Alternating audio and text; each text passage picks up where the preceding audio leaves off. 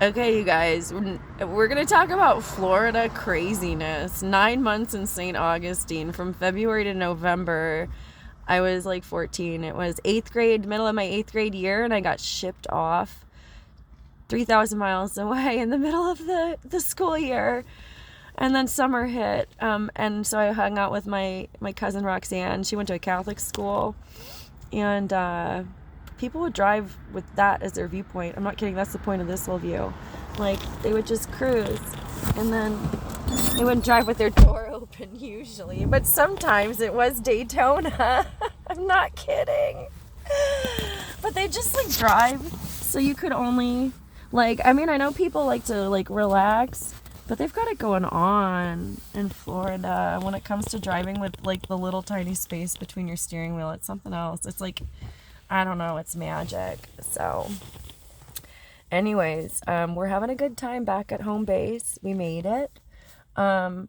We had a really interesting interaction with the cops after the video cut out. They weren't very nice or respectful or communicative, or they were really dismissive, and they told me that, ma'am, it's dangerous. And they kept reiterating how dangerous it was to be on the bridge.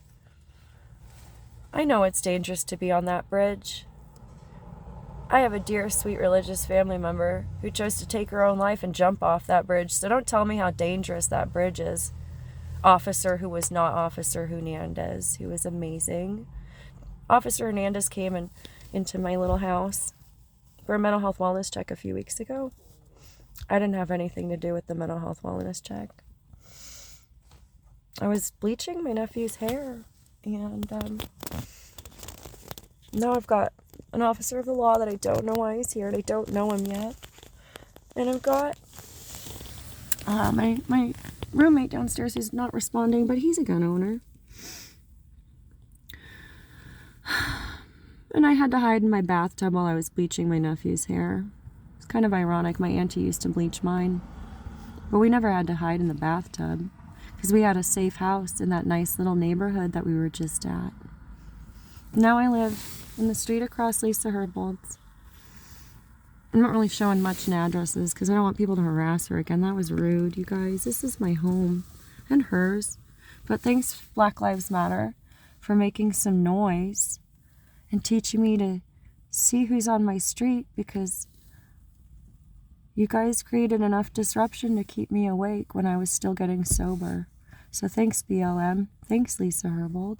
Thanks for giving me a reason to stay sober in 2023. I don't need another drop after the 48 hours I've had.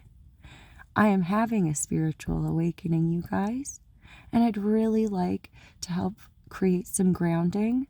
I am not an elder, but I am wise in this community's teachings and practices and history and bowling leagues. You know, my grandma used to bowl at West Seattle Bowl. We're going to go visit there sometime soon when I get fitted for my very first, very own bowling ball. I don't have a lot of money because my car was in the shop for 8 months last year. But I'm here to help everyone try to obey the speed limit. Try to help a friend in need. And God damn it, stop texting and driving. That's what the firemen say, and that's what I say. Let me help you. There's lots of people out there trying to help other people. That taxi cab's real nice, except for when he has to back up and he can't park. So I got my troubles too, but I don't make them Lisa's problems. I sent an email though, finally. You guys, I'm done. I love my street.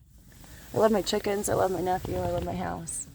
I love the little shit show of ecological micro restoration that I am providing for me and my mental well-being, because guess what, guys? They just announced on the news to all you guys that gardening cures cancer and it helps community gardening. You know what? I've been community gardening since 2003. Thanks, Seattle Hemp Fest. Love you guys.